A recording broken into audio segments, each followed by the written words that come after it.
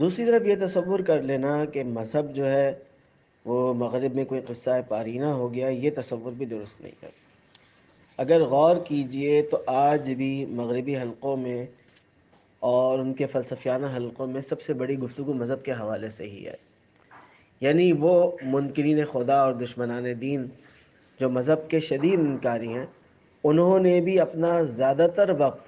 مذہب کے حوالے سے اس پر تنقید ہی ہو کتابیں لکھتے ہوئے گزارا۔ کئی سو یا کئی ہزار کتابیں سامنے آئیں، کئی سو کئی ہزار لیکچرز سامنے آئے، ان کی پوری ریسرچ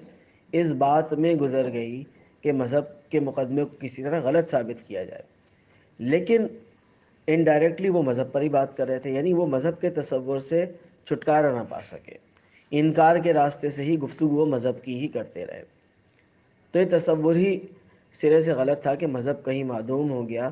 یا علمی اور فکری اعتبار سے اس پر کوئی گفتگو موجود نہ رہی۔ اگر ایسا ہوتا تو پھر وہ ہزاروں کتابیں نہ لکھتے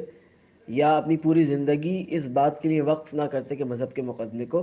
توڑا جائے یا مذہب کے مقدمے کو گرایا جائے۔ اس کے بعد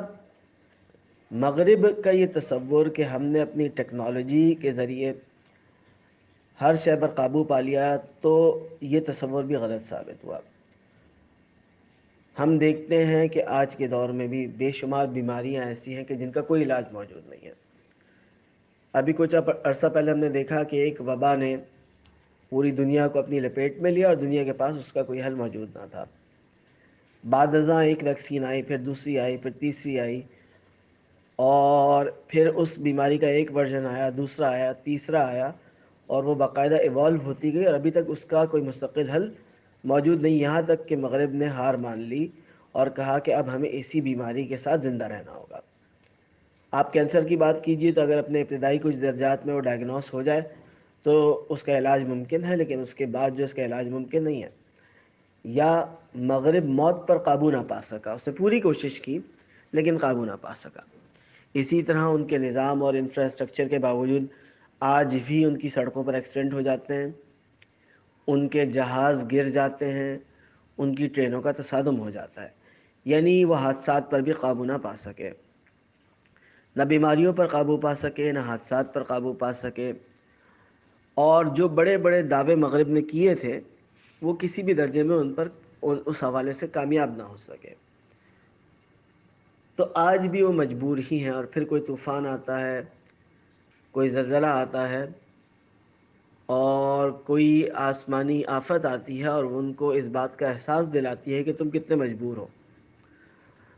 تو اس پر ایک ریسرچ موجود ہے کہ جب ایسے حالات آتے ہیں تو وہاں کے لوگ بڑی تعداد میں مذہب اور خدا کی طرف رجوع کرتے ہیں۔ اس کا مطلب یہ ہے کہ ان کا یہ دعویٰ کہ ان کو مکمل قوت حاصل ہو گئی، یہ دعویٰ سرے سے غلط تھا،